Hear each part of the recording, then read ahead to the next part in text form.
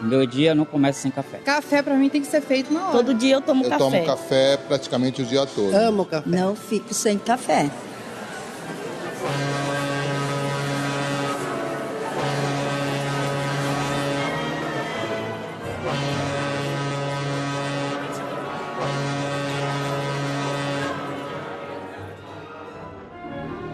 Brasil, século XIX.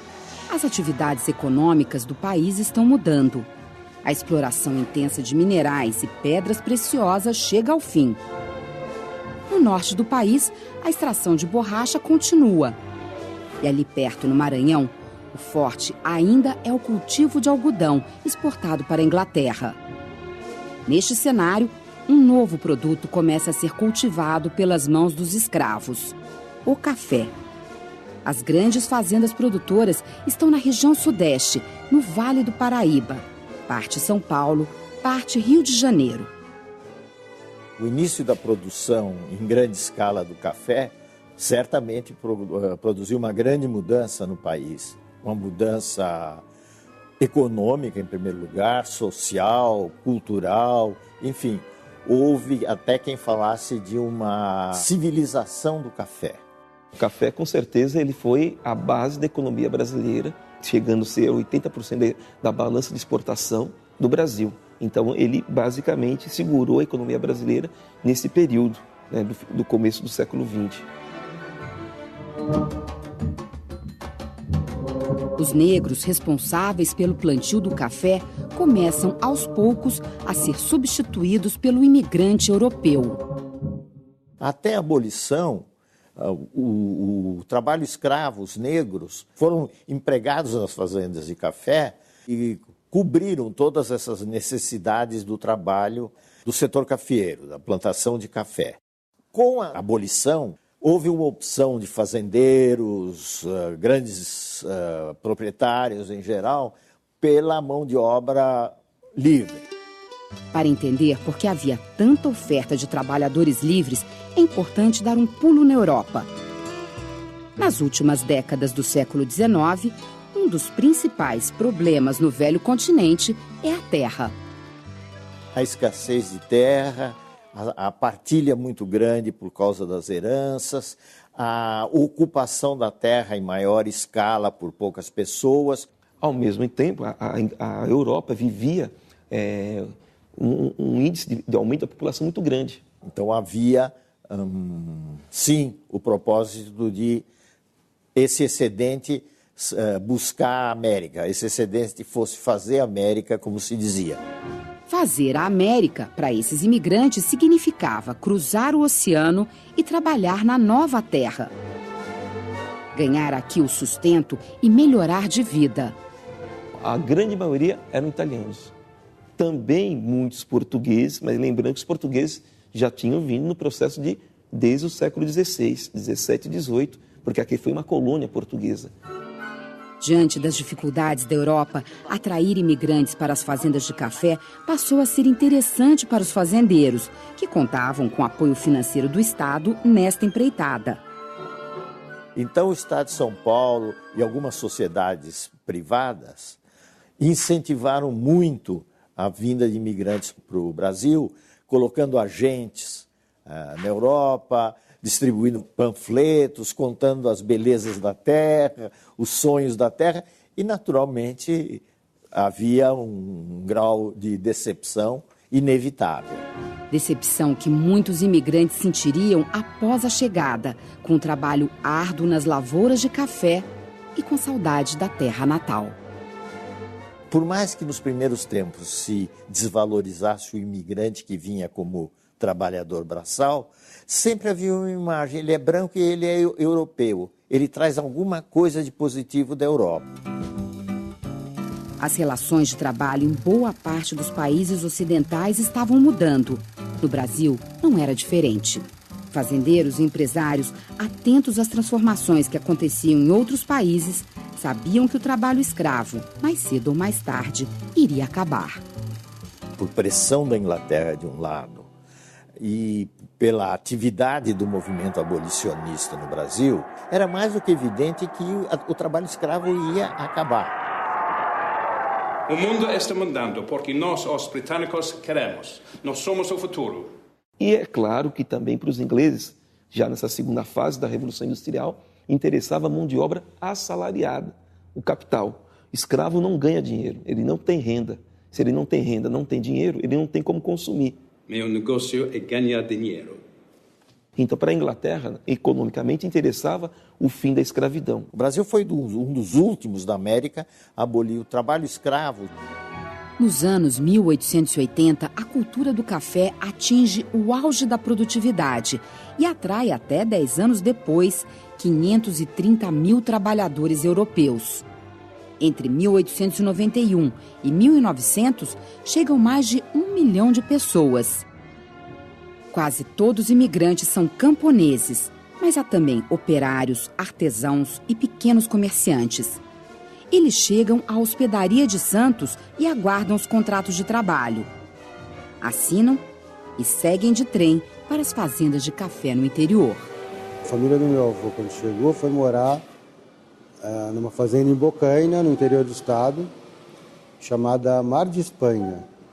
Era o nome da fazenda. Uma fazenda gigante de café. Na minha infância, eu lembro do meu avô contando que eram donos da sua história. Chegaram aqui e foram trabalhar de empregados. Tinha uma casa que era só deles quando eles chegaram.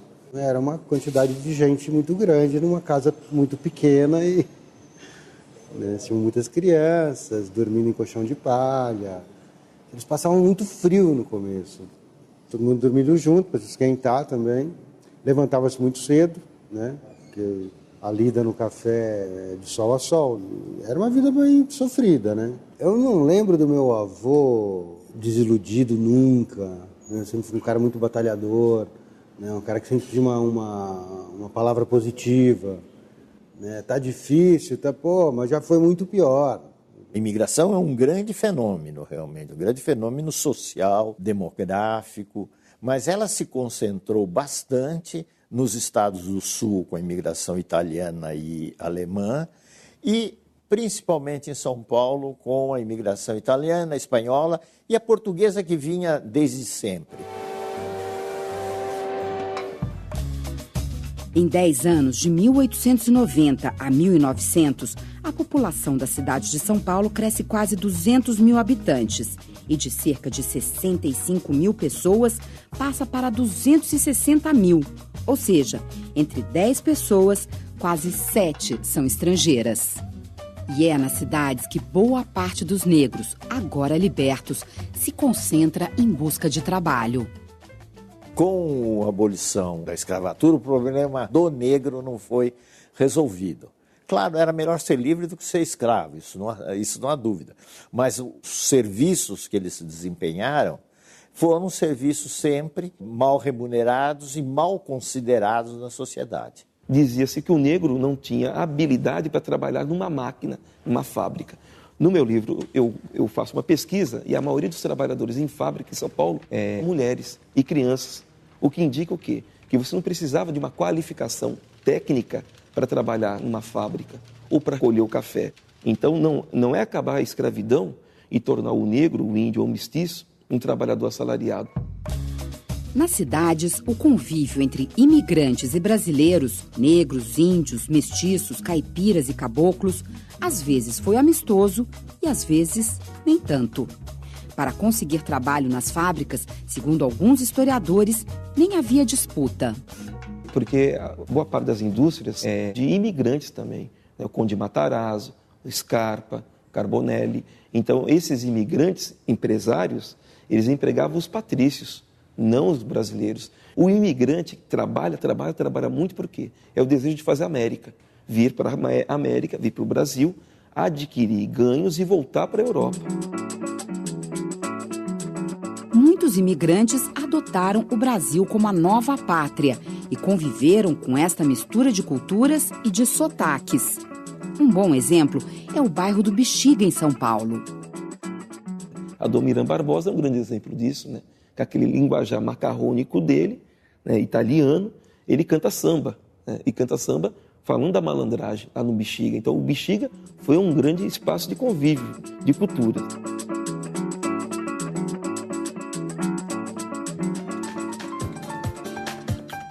A partir de 1908, o Brasil revê a proibição à imigração de orientais e um novo grupo de imigrantes vem para o país. Naquela época, o Japão passava por uma revolução que privilegiava a indústria e esquecia as áreas rurais. Abandonados, estes camponeses viram na imigração a única alternativa. No comecinho do século XX, os japoneses se tocaram que era preciso mandar um excedente de população para fora do Japão. Houve casos de certas regiões que eles foram trabalhar como colonos de fazendas. Mas o grosso da população japonesa veio para se instalar em pequenas propriedades. Houve todo um plano de fixação, concessão de terras, pagamento a longuíssimo prazo e tal. Na década de 1910, imigrantes de várias nações continuam chegando.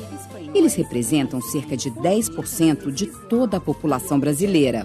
Trabalham nas lavouras de café, em pequenas propriedades ou nas cidades. Da Itália, Portugal e Espanha, vêm aqueles que ficariam principalmente em São Paulo. Se a gente for para o sul, vem alemães, que são os primeiros.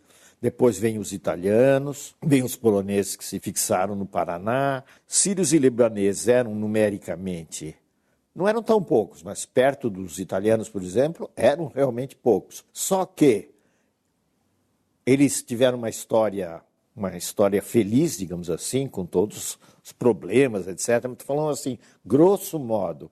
E eles se instalaram e tiveram um papel importante como comerciantes e industriais.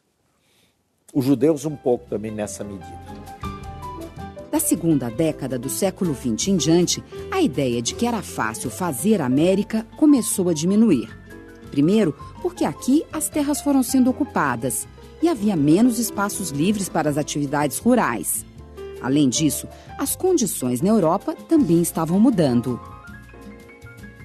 A situação da Alemanha tinha mudado, a situação de Portugal, de certo modo, a situação da Itália.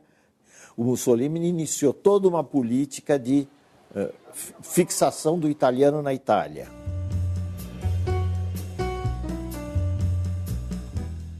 O Brasil nunca mais recebeu uma população tão expressiva quanto essa, que veio no período de 1880 a 1910 para trabalhar inicialmente nas fazendas de café. O cultivo deste produto ajudou a modernizar a agricultura brasileira, trouxe estabilidade à economia e impulsionou o crescimento da indústria, do comércio e até da infraestrutura. A importância do café também fez com que São Paulo começasse a participar cada vez mais dos destinos políticos da nação.